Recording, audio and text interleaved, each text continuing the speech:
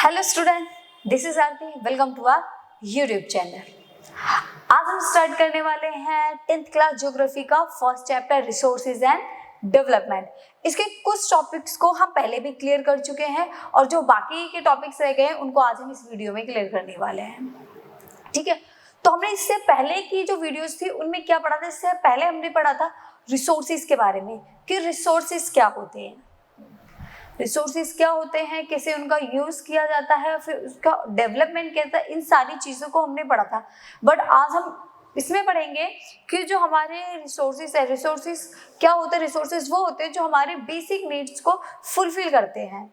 आज हम इस वीडियो में उसका यूटिलाइजेशन पढ़ेंगे कि उन रिसोर्सेज को यूज कैसे करना है और कितना हम यूज कर रहे हैं और कितना वेस्ट जा रहा है, या यूज करने के लिए हमारे पास टेक्नोलॉजी क्या चीजें नहीं, इन सारे कंफ्यूजन को हम शॉर्ट आउट करेंगे आज के इस वीडियो में। तो चलिए ज्यादा टाइम ना वेस्ट करते हुए आज की वीडियो में स्टार्ट करते हैं।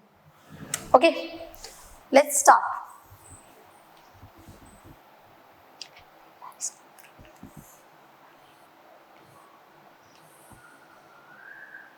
तो आज का हमारा टॉपिक है लैंड रिसोर्सेज। लैंड रिसोर्सेज क्या होते हैं? आप सभी जानते हैं लैंड जमीन को बोला जाता है। तो लैंड रिसोर्सेज के बारे में हमें क्या चीजें देखनी है, इनको चलो यहाँ पर देखते हैं। Land is a natural source of outmost important. उससे पहले आपने देखिए ये हमारी पूरी अर्थ है। इस अर्थ पे जो लैंड का पार्ट है हमारे पास में वो कितना है? इंडिया के पास में जो लैंड का पार्ट है वो है 3.28 मिलियन स्क्वायर किलोमीटर। ये टोटल एरिया में सपोज हम इसको ऐसे मान सकते हैं कि ये टोटल जो अर्थ का एरिया है इसको हम पूरा 100% लेंगे। ओके, और उसमें से ये जो इतना पार्ट है 3.28 मिलियन स्क्वायर, ये इतने एरिया में सिर्फ और सिर्फ क्या है? इंडिया है। तो हम इस चैप्टर में इंडिया के बारे में भी पढ़ेंगे, इंडिया के बारे में पढ़ेंगे और भी बहुत सारी चीजों को पढ़ेंगे। तो लैंड, जो हमारा ये लैंड एरिया है क्या है? ये एक नेचुरल सोर्स है और बहुत ही ज्यादा इंपॉर्टेंट है हमारे लिए। Very very very important for human beings and only for human beings. क्यों? अदर एनिमल्स हैं, all the living things. Okay, it's suppose natural vegetation. अब इसमें जो इम्पोर्टेंट है वो कौन किस किस के लिए है? नेचुरल वेजिटेशन लाइफ के लिए, वाइल्ड लाइफ के लिए, ह्यूमन लाइफ के लिए, इकोनॉमिक एक्टिविटी, जो भी इकोनॉमिक एक्टिविटी होती है उन सब के लिए ही ये बहुत ही इम्पोर्टेंट है। क्या? जो लैंड एरिया है हमारे पास में, जिसे हम लैंड रिसोर्सेज बोल रहे हैं, वो इम्पोर्टेंट है ट्रांसपोर्ट के लिए, कम्युनिकेशन के लिए। किसी से कम्युनिकेशन करोगे तो आप लैंड पर ही तो रहकर करोगे। तो इन सभी चीजों के लिए जो लैंड है हमारे लिए मस्ट है, बहुत इंपॉर्टेंट है। Land is present in limited size, so we must use them effectively. अब जैसा कि मैंने आपको यहाँ पर बताया कि ये पूरे अर्थ में जो भी लैंड पार्ट है वो टोटल ये है। इंडिया के पास कितना है? इंडिया के पास 3.28 स्क्वायर किलोमीटर का एरिया है। 3.28 square kilometre area, million square kilometre area earth का है। ये इंडिया है अर्थ में से, ये टोटल अर्थ, इसमें से इतना एरिया वो इंडिया का है। अब लैंड जो है ना हमारे पास वो एक लिमिटेड रिसोर्स है। क्या कभी आपने देखा कि लैंड बढ़ गई? क्या जमीन कभी बढ़ते हुए देखी है? इतना एरिया है अर्थ में लैंड एरिया, तो ये इतना का इतना ही रहेगा, लैंड एरिया बढ़ेगी नहीं। कहाँ से आएगी जमीन? जो अर्थ पे है वही रहेगी ना, बढ़ थोड़ी सकती है। तो ये एक लिमिटेड रिसोर्स है, लिमिटेड साइज में अवेलेबल है। अब लिमिटेड साइज में हमारे पास भी अवेलेबल है, लिमिटेड रिसोर्स है, तो हम इसका क्या बहुत ज्यादा यूज कर सकते हैं? नहीं कर सकते। अगर ज्यादा यूज करेंगे तो हमें प्रॉब्लम फेस करनी पड़ेगी। तो हम इस टॉपिक में इन्हीं सारी चीजों को क्लियर करने वाले हैं कि हमें जो लैंड का यूज है वो कैसे करना है, ज्यादा से ज्यादा कैसे यूज करना है, ताकि हम इसको लैंड को भी सेव कर सके और जो हमारे यूज के लिए उसको भी हम यूज कर सके। जैसे कि इस चार्ट में दिखा रही है, ये लैंड एरिया हमारे पास अर्थ का 28 मिलियन स्क्वायर किलोमीटर का एरिया है इंडिया में।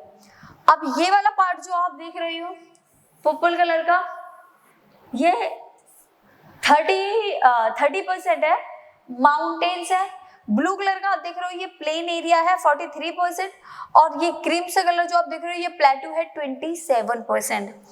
अर्थ में जो इंडिया का जो लैंड एरिया है उसको 3 पार्ट में डिवाइड किया गया है, प्लेन, माउंटेन एंड प्लेट्यूज। पूरी अर्थ की लैंड इन 3 पार्ट्स में डिवाइड है। अब इन 3 पार्ट्स में डिवाइड है तो हमें देखना है कि लोग सबसे ज्यादा किस पार्ट में रहेंगे, सबसे ज्यादा प्रॉफिट किस पार्ट में हो रहा है, क्या हम लैंड का सही यूज कर रहे हैं या फिर नहीं कर रहे हैं। इन्हीं सारे क्वेश्चन का आंसर आज हमें इस टॉपिक में मिलेगा।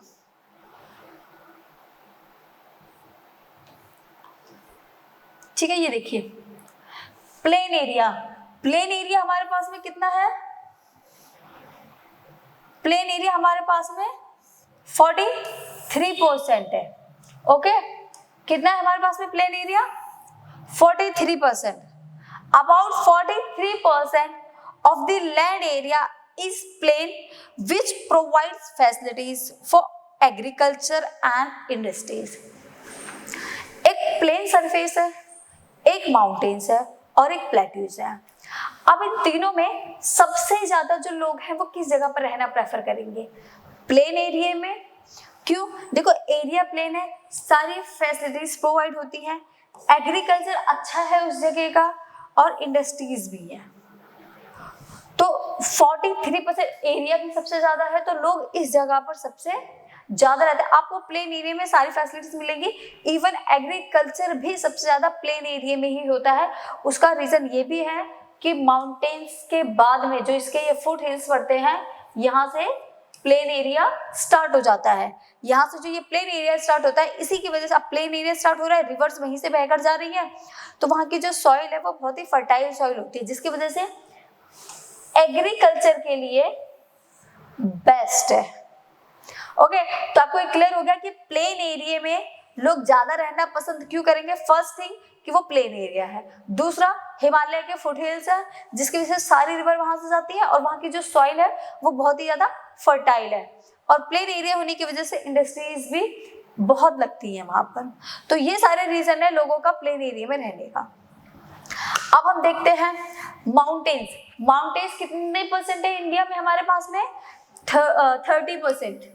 माउंटेन्स हमारे पास में 30% है। About 30% of the total surface area of the country are mountains. जो 30% एरिया हम ले लें अगर कंट्री का तो क्या है, माउंटेन्स है। Which ensure perennial flows of some rivers and provide facilities for tourism and ecological aspects. अब जो माउंटेन्स है, देखो लोग माउंटेन्स में रहते हैं बट इतनी अमाउंट में नहीं रहते जितनी की अमाउंट में वो प्लेन एरिया में रहते हैं। तो माउंटेन से ज्यादातर रिवर्स फ्लो करती हैं। क्या फ्लो करती हैं, रिवर्स फ्लो करती हैं, और इस जगह पर टूरिज्म बेस्ट है। लोग घूमने जाते हैं माउंटेन्स में समर के टाइम में। अब समर के टाइम में लोग बहुत ज्यादा वहां पर जाते हैं, क्यों, बर्फ देखने को मिलती है, बर्फ की वजह से जाते हैं, विंटर्स में भी जाते हैं। तो टूरिज्म के लिए बेस्ट है माउंटेन्स, और इकोलॉजिकल एस्पेक्ट्स के लिए भी अच्छा है। इकोलॉजी सिस्टम वहाँ का अच्छा होता है, इनकम भी लोगों की ठीक ठाक होती है। तो वहाँ भी लोग, अगर जिन लोगों को टूर एंड ट्रेवल का बिजनेस करना है या टूरिज्म के थ्रू करना है तो वो वहाँ पर रह सकते हैं। अदरवाइज आपके लिए प्लेन एरिया अच्छा है, क्योंकि यहाँ पर हर टाइप की आपको फैसिलिटीज मिलेगी।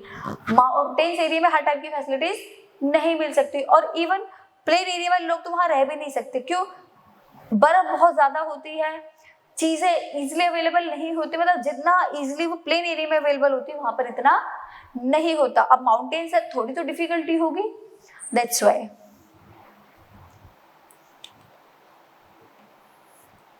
नेक्स्ट है हमारा प्लेट्यूज।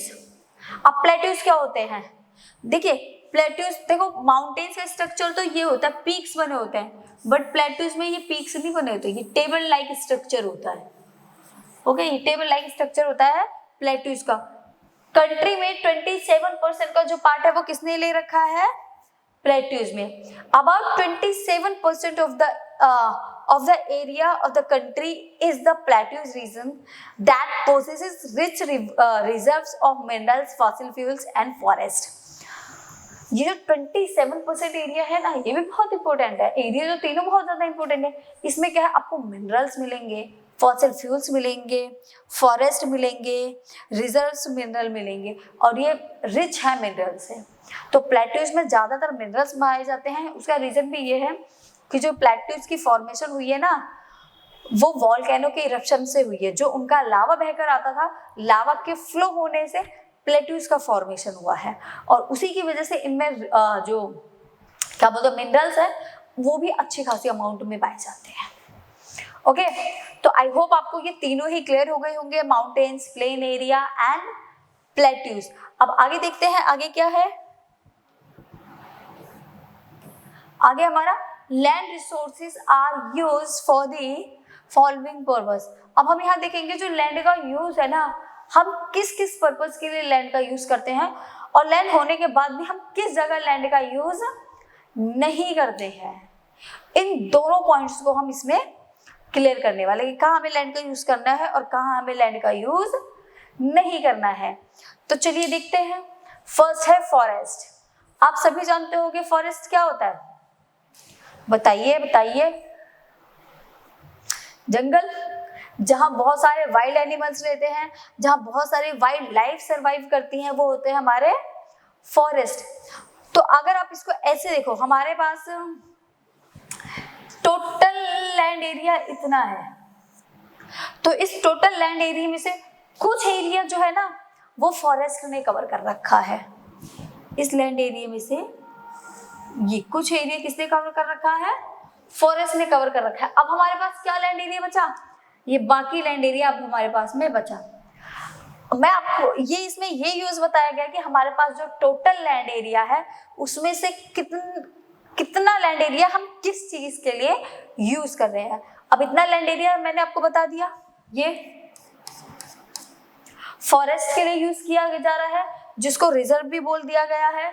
1952 में नेशनल फॉरेस्ट पॉलिसी बनाई गई थी, जिसमें कुछ फॉरेस्ट को रिजर्व भी बना दिया। पहले की तरह फॉरेस्ट तो नहीं रहे हैं, बट कुछ रिजर्व फॉरेस्ट रहे हैं, जिनको रिजर्व कर दिया गया है, जिसमें कोई भी जाकर पेड़ों को नहीं काट सकता है।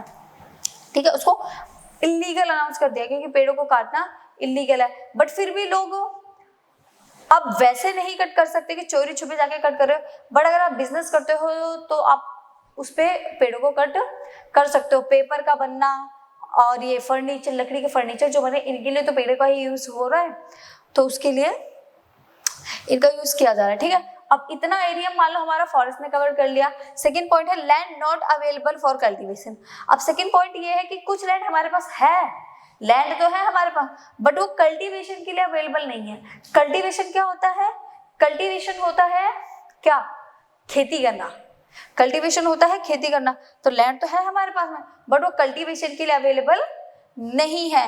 तो उसमें कौन कौन सी आ जाएगी, ए है आपकी बैरन एंड वेस्टलैंड। सेकंड है land put on non agriculture uses, example building, road, factories. अब देखिए बैरन एंड वेस्टलैंड क्या होते हैं। बैरन वो जमीन होती है लाइक ये जो बंजर पड़ी हुई है। ठीक है, जमीन बंजर पड़ी हुई है, अब इससे खेती क्या कर सकते हैं, नहीं कर सकते, तो ये वेस्टी तो जा रही है। मतलब लैंड है हमारे पास में, बट हम उस पर कल्टीवेशन नहीं कर सकते। तो कुछ परसेंट एरिया हमारा यहाँ पर भी खराब चला गया।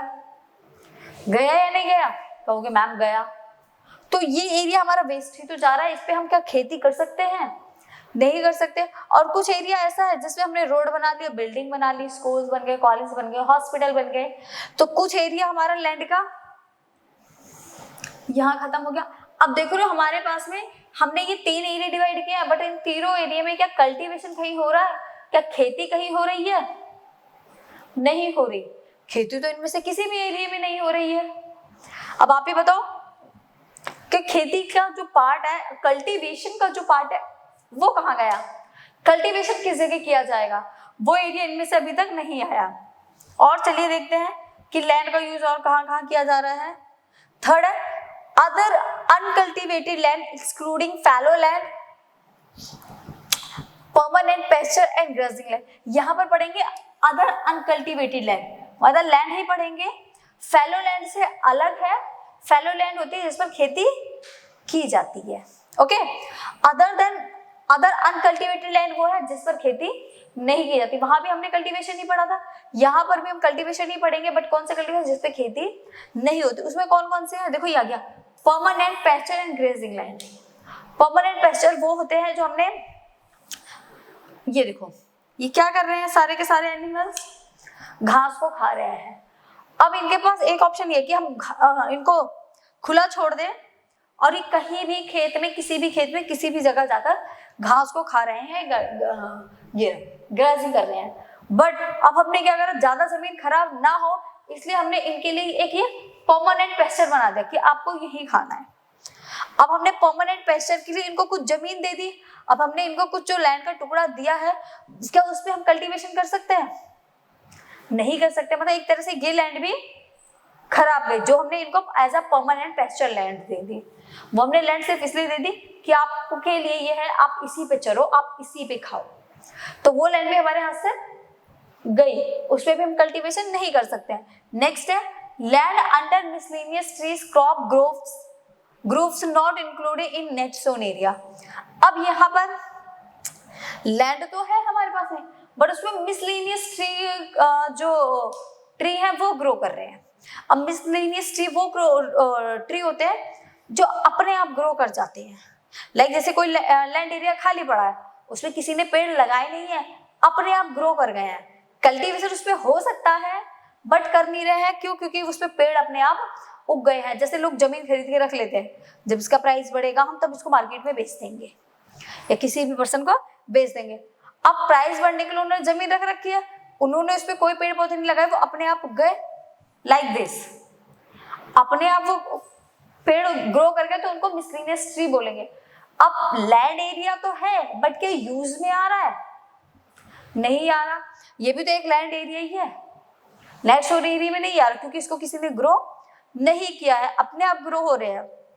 तो ये किस में आएगा? ये भी अदर देन अनकल्टिवेटेड लैंड में आएगा, क्योंकि क्या इस लैंड पर कल्टीवेशन हो रहा है? नहीं हो रहा है। इस लैंड पे कल्टीवेशन नहीं हो रहा, तो हम इसको कैसे काउंट कर सकते हैं? क्या कर सकते हैं? नहीं काउंट कर सकते।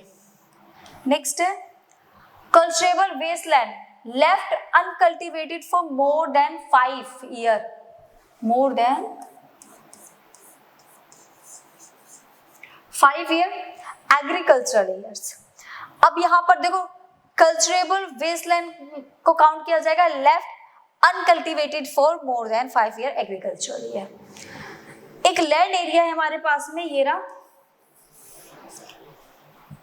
हमने इस लैंड को रख रखा है कि हम इस पे कभी खेती करेंगे, कभी खेती करेंगे के लिए रख रखा है, बट हम इसमें खेती नहीं कर रहे हैं। और ऐसा करते करते हमें कितना टाइम निकल गया? 5 ईयर। इधर ईयर लिखा हुआ था, ठीक है, तो यहां लिखने की जरूरत नहीं है। Okay, 5 agricultural year. अब 5 साल तक खेती कर सकते हैं, बट हमने उसको खुला छोड़ रखा है, और उसको खुला छोड़े कितना टाइम हो गया? 5 साल निकल गए। तो जो लैंड 5 साल से ज्यादा छोड़ी जाती है, जिस पर खेती नहीं की गई है, उसको भी क्या बोलते हैं? अनकल्टिवेटेड लैंड बोलते हैं, या फिर इसको बोल सकते हैं आप कल्चरेबल वेस्टलैंड बोल सकते हो। इस पे 5 साल तक खेती नहीं की गई है, तो कल्चरेबल वेस्टलैंड जिसमें 5 साल से ज्यादा खेती नहीं की गई है, मोर देन 5 एग्रीकल्चरल ईयर। ओके, 5 साल से ज्यादा खेती नहीं की गई है, वो क्या है हमारे? Culturable wasteland. उसके बाद है फैलो लैंड्स। फैलो लैंड्स क्या होते हैं? करंट फैलो लैंड और other than current fallow land, ये इसके भी 2 पार्ट हैं। अब करंट फैलो लैंड को हम समझते क्या होता है?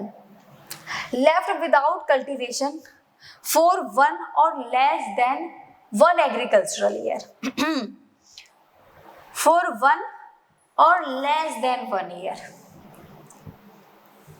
अब इसमें भी एक लैंड एरिया है हमारे पास में, ये रहा, ठीक है, ये भी एक लैंड एरिया। अब हम इस पे खेती कर तो रहे हैं, लेकिन इसमें हमने क्या कर रखा है? 1 साल या 1 साल से कम के लिए इस लैंड को छोड़ रखा है। मिनिमम कितना आएगा इसमें? 1 ईयर। 1 साल से ज्यादा के लिए नहीं, हमने 1 साल से कम के लिए इस लैंड एरिया को छोड़ रखा है। जिस लैंड एरिया को हम 1 साल से कम के लिए छोड़ते हैं, 1 साल मान लो 1 साल हमने इसमें खेती नहीं करी, 1 साल से भी कम का ही टाइम जाता है, 8 हो गए, 9 महीने, 11 महीने हो गए, 1 साल से भी कम का टाइम जाता है, उसको बोलते हैं current fallow land. Current fallow land में क्या है, 1 साल से भी कम के लिए लैंड को खाली छोड़ना। और नेक्स्ट है आपका other than current fallow land, left uncultivated for the past 1 to 5 agriculture year.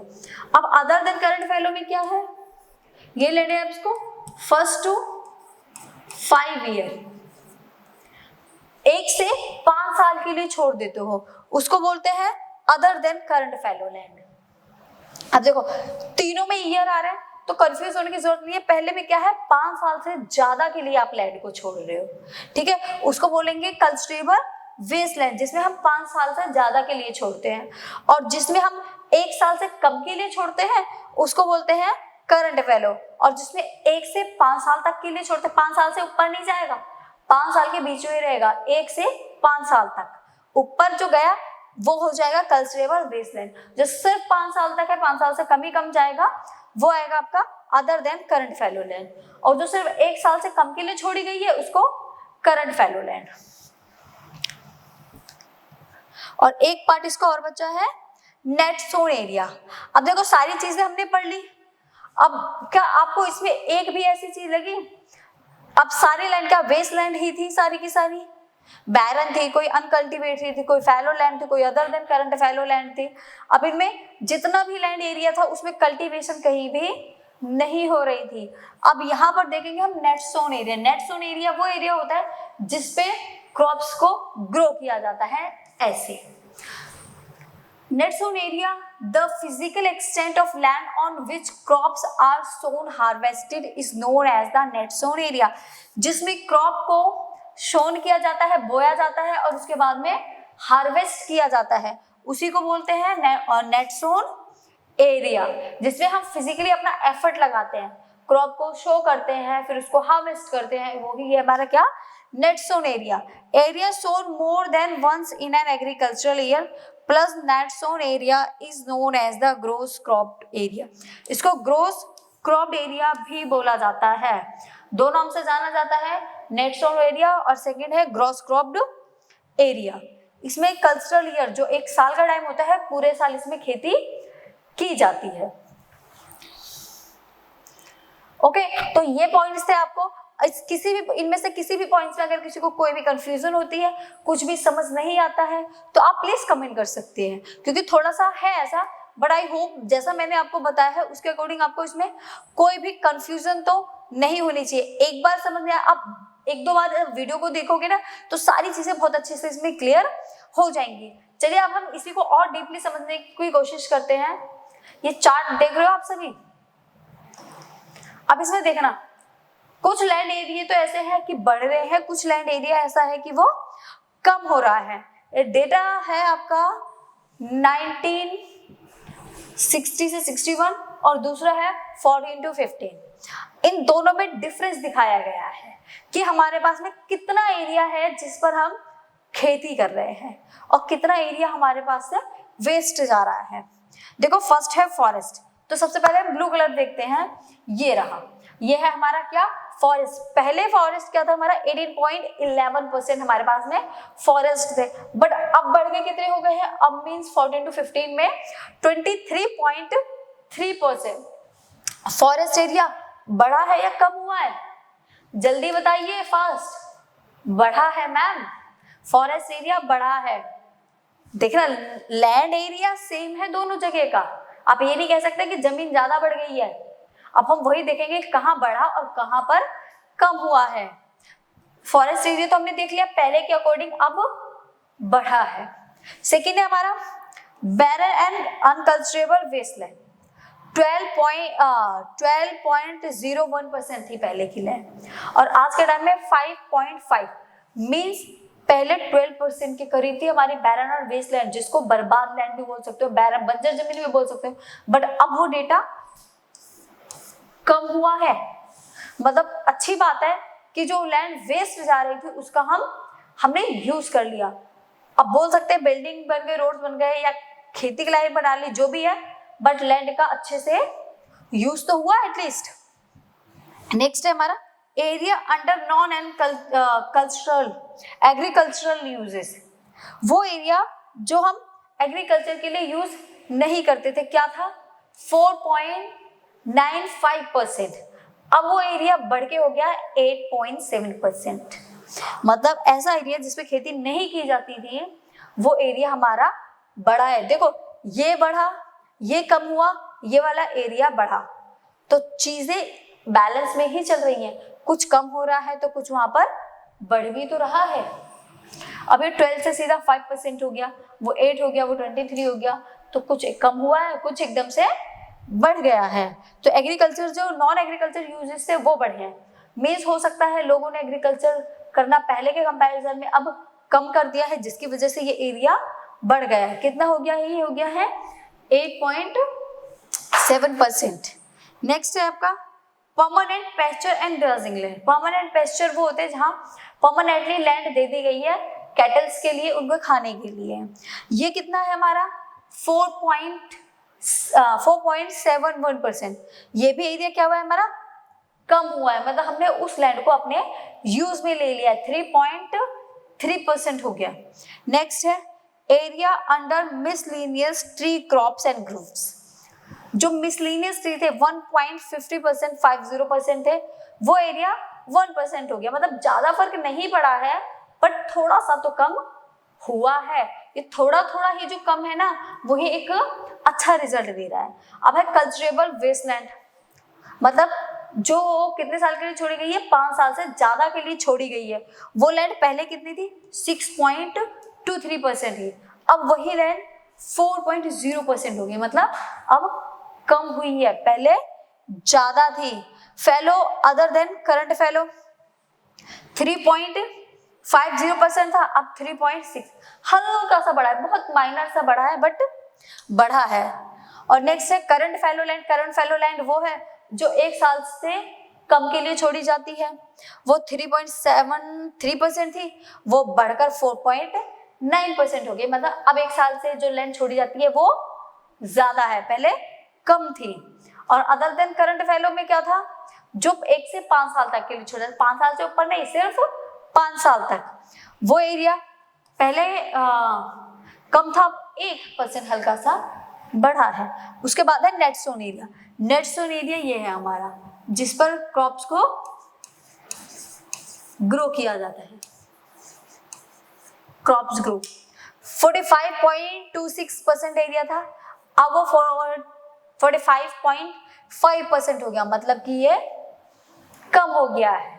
पहले ज्यादा था, ये भी रीजन हो सकता है ना पहले ज्यादा होने का, कि लोग खेती में ज्यादा इन्वॉल्व रहते थे, अब लोग खेती में कम इन्वॉल्व रहते हैं। फॉरेस्ट बढ़ गया, कई जगह चीजें बढ़ी है और एक आध 2 जगह चीजें कम भी हुई है, तो दोनों ही चीजें बैलेंस में जो भी है, बट हमारा फॉरेस्ट तो बढ़ा, और फॉरेस्ट जितना ज्यादा बढ़ेगा उतना ही ज्यादा सही है। जिस टाइप से टेम्परेचर इंक्रीज हो रहा है उसके अकॉर्डिंग जो हमारा फॉरेस्ट है वो तो बढ़ना ही चाहिए।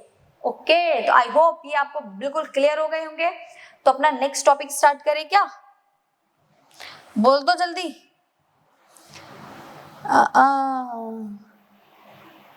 जल्दी जल्दी बोल दिया करो। ये स्टार्ट, तो चलिए स्टार्ट करते हैं। लैंड यूज पढ़ लिया हमने, कहा किस लैंड का कितना यूज कर रहे हैं, क्लियर हो गया ना।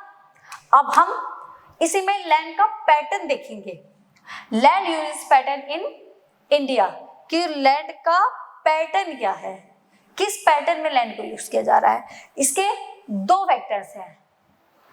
Land use pattern have 2 factors, physical factors and human factors. Physical factors such as topography, climate, soil type. और ह्यूमन फैक्टर्स में हम देखेंगे human factors such as population, density, technology, capability, culture and tradition ETC. अब देखिए physical factors में क्या है। Physical factors में टोपोग्राफी आ गई, क्लाइमेट आ गया, सॉइल टाइप आ गया। अब किसी भी पर्सन को रहना होगा तो वो किस एरिया में जाएगा? माउंटेन्स, प्लेट्यू या प्लेन?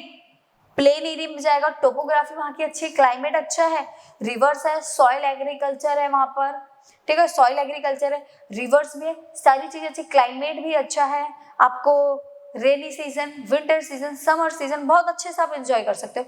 तो आप किसी दूसरे एरिया में जाने की क्यों सोचोगे जब आपको सारी चीजें यही अच्छे से मिल रही हैं। तो ठीक है, तो इसलिए फिजिकल फैक्टर इस चीज पे इफेक्ट करता है, क्योंकि आपको सब कुछ वहीं मिल रहा है। अगर ना मिले तब आप किसी और जगह जाओगे ना।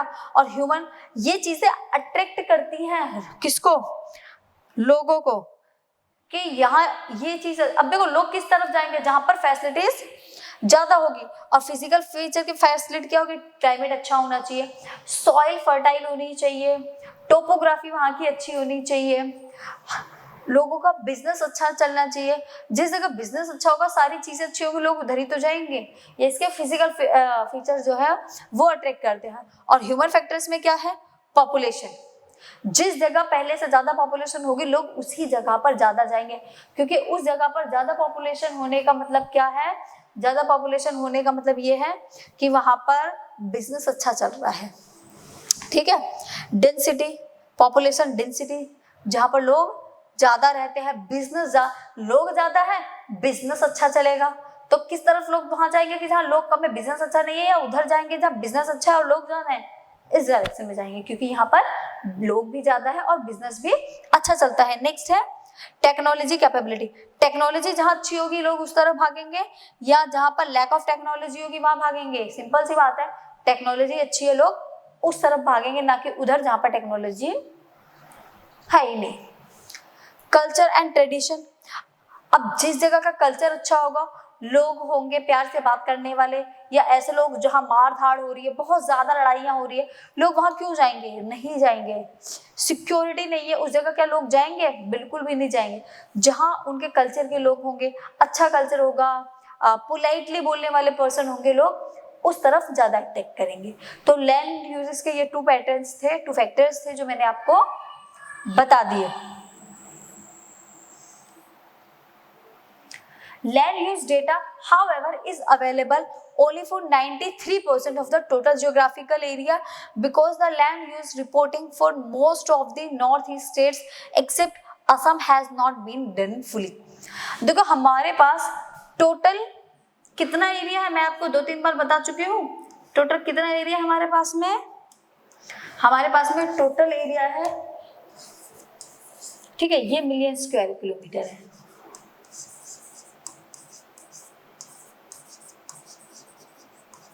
Million square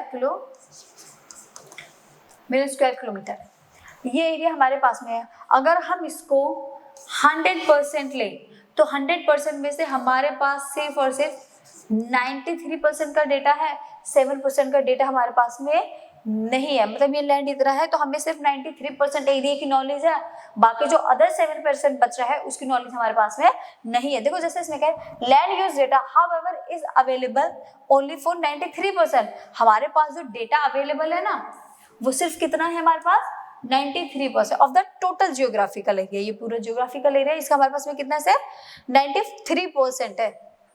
because the land uses reporting for most of the north east state. कुछ ऐसे स्टेट्स है, नॉर्थ ईस्टर्न स्टेट्स हैं जो एक्सेप्ट इसमें असम को छोड़कर except Assam has been not done fully.